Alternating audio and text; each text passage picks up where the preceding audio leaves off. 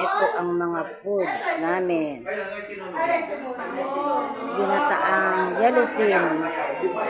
Ayan. May sisig.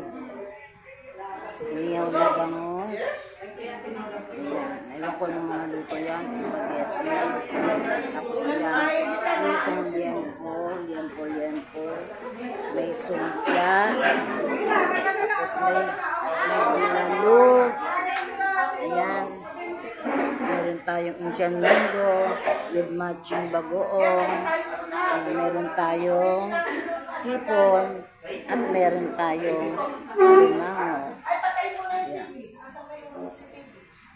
Magpipray. Ayan yung ating mga bisita ng birthday celebrant.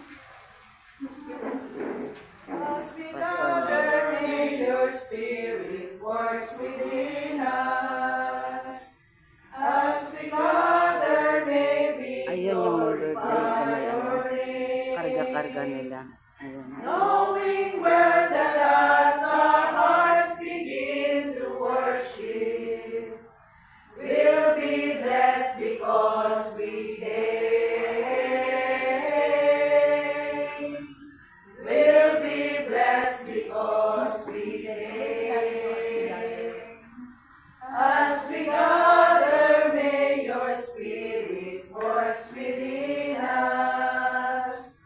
As we gather, may we glorify your name. Knowing well that as our hearts begin to worship, we'll be blessed because we came. We'll be blessed because we came. The steadfast love of the Lord never ceases. His mercies never come to an end. Nandito kami sa isang private resort. Sa private resort kami, kaya ayan, kompleto sa gamit. Every morning, great is thy Sa labas nito, may swimming pool. faithfulness, O Lord. Great is thy faithfulness. Tayo po yung sinambay manalangin. Aming Diyos, tinataas po namin sa iyo ang oras na ito, pati ng araw, Panginoon, na kami ay naririto, nagtipon-tipon para po sa kaarawan ng isa sa iyong mga anak. Tataas kami ng aming mga tinig, upang ikaw ay aming mapapurihan, mapasalamatan at masamba po. Sa oras na ito, samahan mo po kami ng iyong banal na Espiritu at kasihan mo ang bawat isa, lalo't higit sa niya, Panginoon. Sa pangalan ni Jesus, Amen. Amen. Amen. Gusto ko lang pong basahin at magkaroon ng napaka-ibring refleksyon, yung Kawikaan 22:6. Ituro sa bata ang daang dapat niyang lakaran at hanggang sa paglaki hindi niya ito malilimutan. Ang Kawikaan ay sinulat ng isa sa pinakamatalino taong buhay. Na challenge ko ako kapag ina-apply ito ngayon sa pamilya. Yung turo ng tatay ko sa akin nung nagkaanak ako, huwag lang kayo yung dapat matutuwa sa bata. Dapat marami. Dapat halos lahat. Pinag-isipan kong mabuti kung paano ko gagawin. At napanood ko yung viral na video ngayon ng batang nanuntok dun sa siklistan. At tapang yung bata na nanuntok, yung batang isa hindi gumanti. Nung nag-viral siya, yung batang kala mo nagtagumpay dahil nanuntok nung kapwa niya siklista, ngayon durog na durog siya. Sabi niya, tigilan niyo na po ako. Gusto ko na pong mapayapa dun sa... Ayun yung batang may birthday. Samantalang yung sinuntok, ano pala, Muay Thai practitioner. No? Sabi niya, hindi po namin pinatulan kasi mababalian tong batang bakit. At maraming nagkomento ngayon doon sa batang sinunto na napakabuti mong bata. Ano kayang klase yung pagpapalaki na itinuro dito sa batang ito? Kahit na may kakayahan siya, hindi niya ginamit para gantihan ng isa. Tayong lahat natutuwa kay Sinya. Na, kaya tayo naririto, mahal natin itong batang ito. Na mahalaga siya sa bawat isa, sa pamilya. Ano po? Pagka si Sinya naging kawangis ng Panginoong Hesus, dapat hindi lang si Sinya, dapat tayong lahat. Yung ating mga anak na dapat lahat yung mga anak natin maging kawangis ng Panginoong Hesus. Ano kaya yung future ng Pilipinas? Ano ba? Pagsikapan natin na ilapit sila, hindi lang si Sinya. Si Sinya kasi balita ko pagka nandun sa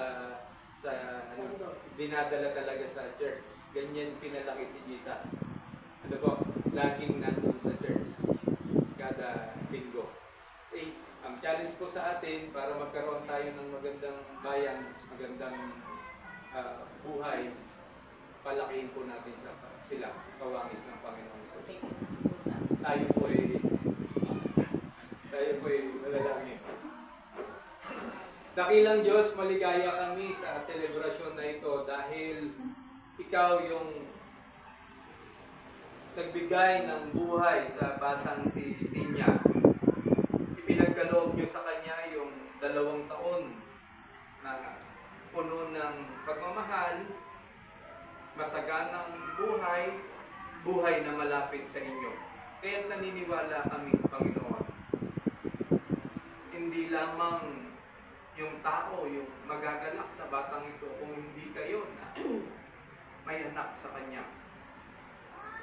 Dalangin po namin magiging mabuti kaming ehemplo sa batang ito bilang mga nagmamahal sa kanya. Salamat sa 2 taon at marami pang taon na idaragdag ninyo sa kanyang buhay. At naniniwala kami, aming Diyos, isang buhay na ganap at kasiya-siya iyon dahil siya'y nakapailalim sa inyong presensya, sa inyong katuruan. Patuloy niyong pagpalain yung bawat isa, lalong higit, Panginoon, ng batang ito. Huwag ninyong aayahang maging ungkag yung aming kaligayahan dahil dapat ikaw yung maparangalan sa pagdiriwang na ito. Purihin ka, samahan kami, maging yung aming mga pagsasalusaluhan. Ito po ang aming samo, ito po ang aming panalangin sa pangalan ni Jesus. Amen. Shalom to you now. Shalom, my friends. May God's full mercies bless you, my friend. In all your living and through your loving, Christ be your shalom. Christ be your shalom. Kita natin siya na happy birthday. Happy birthday, Sinya. Happy birthday, Sinya! Happy birthday, happy birthday! Happy birthday, Sinya! Ayun. Happy birthday to you. Naya yung bata. Yan. Happy birthday, happy birthday. Okoy. Yan, babalikan ko kayo. Yan, babalikan ko kayo. Binidyo ko lang yung birthday ng aking apo sa pamangkin. Bye-bye, guys.